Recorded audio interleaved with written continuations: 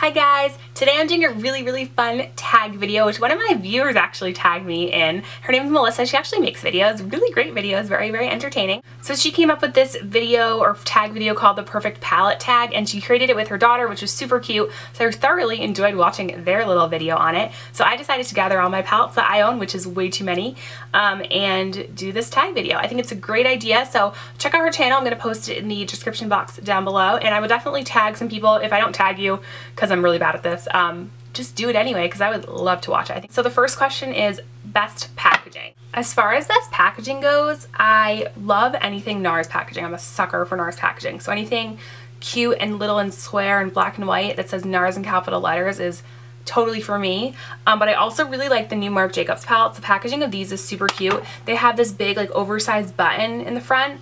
You push it and it just like lifts open, and I love the shape of them. It's just very unique, and as you can tell, I like things that are black because I really like the sleekness of like a black palette.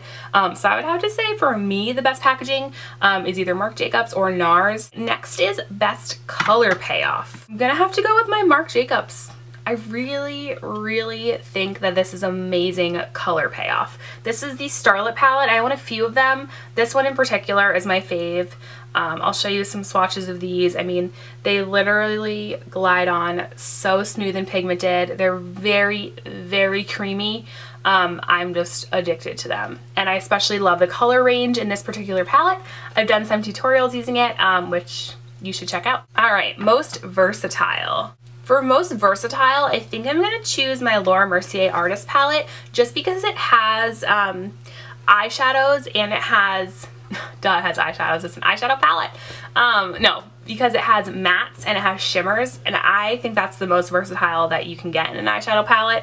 And it has neutrals and it has colors, so I think that this is an overall like great palette. And again, this comes out in October, so if you want to get the newer version of this, then you can wait till October, but I'm very excited about it, and I'll be first in line to pick it up. Best for traveling. Best for traveling is a no-brainer. That would have to be my Smashbox Masterclass number 2 palette. I actually have to do some videos on this. I kind of forgot about it. But of course it's best for traveling because it has a ton of eyeshadows, mattes and shimmers on one side, and then it has blushes, a bronzer, and 2 highlight colors, and then some cream shadows slash liners on the other side. So obviously this would be the best for traveling. I wish it kind of like closed shut like with a snap or something. That would make it really the best for traveling, just so it doesn't open up like it can really easily. But even though it doesn't, I still say this is obviously like no-brainer, best product for traveling. Biggest regret. Oh god, that would probably have to be this, and I feel really bad saying this. But it's probably my Sephora collection shadow palette. And it's not because they're bad shadows, and I made this myself. It's not because they're bad shadows. It's because I have so many other palettes that are like just better quality that I'm used to, just like super creamy and pigmented and, you know, easy to layer the color on, that I feel like these just don't have the best color payoff. So when I'm trying to pack the color on the lid or whatever, it just doesn't come out as well as I want it to. So it just probably my biggest regret. And I would also say that these colors I don't really like anymore like I used to. They're very cool toned and like silvery taupey, which is pretty, and I think I did a good job picking out this palette as a complete palette, but I also think that these colors just aren't me anymore. I'm more into like these bronzy colors on my eyes right now. And I just don't think these look as good as I used to think they did, I guess. I don't really know. So this is probably my biggest regret. Not that they're bad, and I think that if you're wanting to spend a little bit less on shadows and stuff like that, then Sephora collection is like the perfect place to go to. But if you're used to the quality of NARS and Urban Decay and Marc Jacobs, whatever, then you're probably going to be a little bit more disappointed with Sephora. Best color names. I'm probably going to give that to Urban Decay, because I feel like Urban Decay has fun with their color names. They're not like super inappropriate, but some of them are like a little scandalous. So for example, I guess I'll show you like the Naked 2 palette because that has the most color options in here. You've all seen this before, but you know, since I have it, I'll show you it. You know, it has like cute color names in it, like Tease and Booty Call, Foxy, you know, things like that. So that's really cute. And obviously this is like a great palette if you are into neutrals and stuff like that, but you've probably heard a ton about it. So yeah, I would have to give best color names to Urban Decay. All right, this is least used. And this is hard because I don't use a lot of these palettes, honestly, and I have like a lot that I can say that are least used, and I'm probably going to show you all of them. So number one, least used, because I literally haven't used this. I might have used it once, and I don't know why I haven't used it, because it's like a beautiful palette. I don't know, I never use it. It's like this really, really old Dior palette from the holiday collection from like 2010, I think, or something like that. Like, I'm pretty sure it was 2010. So it's obviously really old, but like, whatever, it's eyeshadow. And I love, like, the packaging is so cute on it. I don't get it, why I don't use it.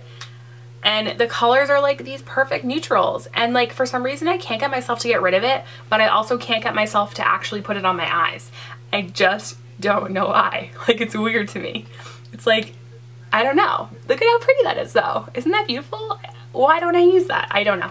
So that's probably least used. And then I'll probably show you two more just because I have them sitting in front of me.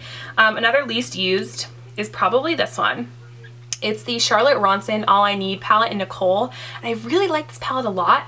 And I don't really know why I don't use it either, but I don't. But I just want to show you this like beautiful copper color, which is really similar to the one in the Marc Jacobs palette, but these colors are so pretty and I just don't use them. But in the fall, I'm going to make an effort to use this palette because I think it's very, very pretty. And then the last least used palette is probably the Naked Basics palette.